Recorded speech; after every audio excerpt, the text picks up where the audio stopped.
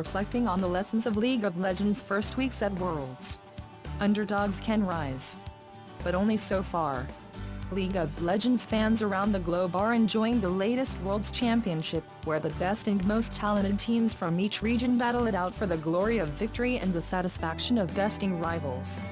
It says a lot about this year's Worlds, and the atmosphere around it, that the prize pool is rarely mentioned in comparison to the prestige of teams taking games and series off of their greatest enemies. That's no small feat. The prize pool currently sits at 4 million plus, and is growing rapidly thanks to fan contributions. Worlds has successfully become League's largest and most important tournament, not just by virtue of being the year's final test of skill, but because this is finally the year when it feels like the playing ground is starting to even out. For years, the victors have been Korean teams. Samsung and SKTT won, twice, have taken the throne over the last 3 World Championships. This year, especially during the first week of competition, anything seemed possible. It was a time of wonder, of awe, of pride, and eventually of sorrow. Now that the quarterfinals are approaching, it's time to look back at the most important lessons we all learned from the group stages of Worlds, and hope we can remember them for the future international tournaments that lay ahead. You can't count anyone out. When ROX Tigers, a tournament favorite and Korea's #1 seed, dropped an early lead to Albus Nox Luma in their first match, the common assumption was that ROX were playing with their food. Then, INTZ took out Edward Gaming, China's #1 seed. No one expected that at the end of groups, Albus Nox Luma would make history by climbing out of their group and moving on to the quarterfinals. The wildcards made a huge statement this year, and it has become clear that no longer can teams treat any tier of competition as a joke. There will be no more tweets where NA players call EU players wildcards as a joke. The term has become not an insult, but a celebration. While this is a great step forward, the reality is, the gap hasn't closed. The gap is the common phrase for the wide chasm in skill between Korea's best and the rest of the world. As said previously, Korea has claimed the last 3 champions.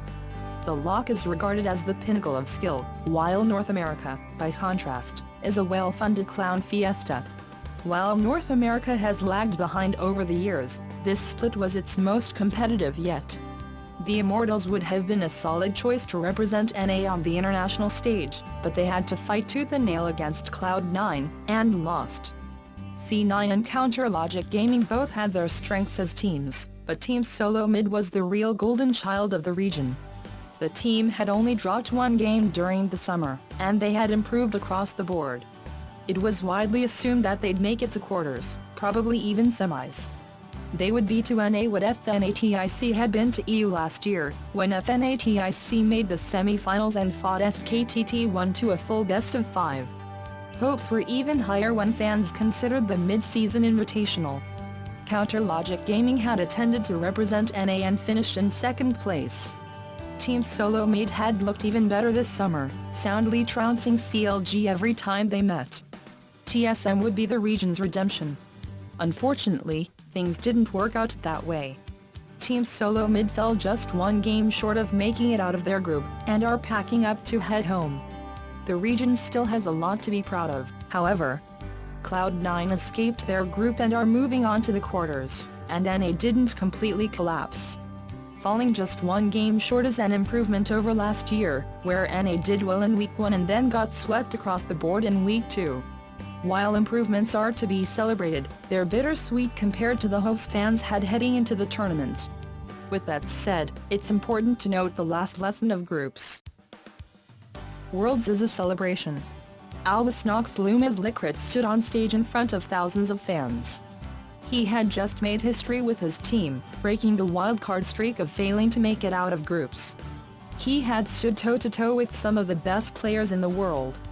He did not speak of himself or his team at first, he spoke in defense of G2 Esports. G2 had been Europe's favorite, and they had only picked up 1 game during the tournament. Their final game, against ANX. Licrit praised G2 for giving it their all, noting that they had nothing to gain by fighting at the end. "This is why we are at Worlds," he noted, competitive spirit. In the end, the losses only make that competitive spirit sweeter.